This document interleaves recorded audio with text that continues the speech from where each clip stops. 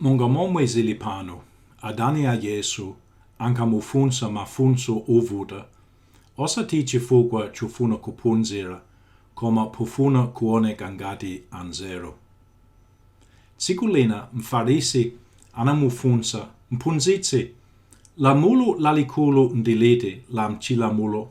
Musakayika Ambuye Yesu anayankha, uzikonda Ambuye Mulungu wako ndi mtima wako wonse, ndi moyo wako wonse, ndi nzeru zako zonse.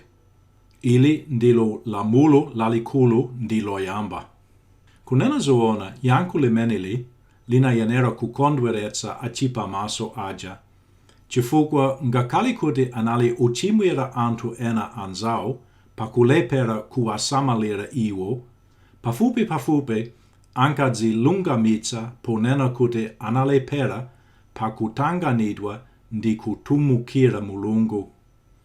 Komabe Ambuye Yesu anapitiliza, ndipo lachiwiri lulingana nalo ndili, uzikonda nzako monga uzikonda iwe mwini. Pa malamulo awa awiri, mpokolowekapo chilamulo chonse ndi aneneri. Mmenemo, Ambuye Yesu anaonetsa momwe Mulungu ndi malamulo ake ali wangwiro, komanso momwe ife tili ochimwa.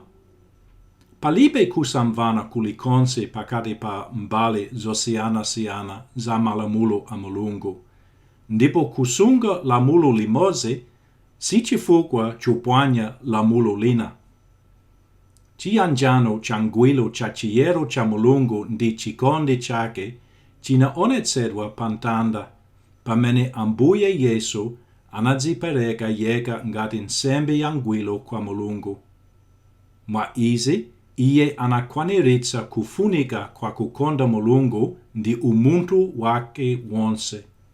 Koma pakufera ife ndi machimo athu, iyenso anakwaniritsa bwino kufunika kuti akonde nasi wake monga amadzikondera iye. Inu ndi ine taleperadi kukonda Mulungu ndi anzathu. Taperewera pa mulingo wa Mulungu ndipo taweruzidwa kale pamaso pake. Koma Mulungu atsimikiza kwa ife chikondi chache cha mwini yekha mmenemo, kuti pokala ife chikalire ochimwa, Kristu adatifera ife. Kulipirani Yesu lero lino, monga mpulumutsi wanu, ndipo mupulumutsidwa ku nthawi zonse. Zikomo kwambiri.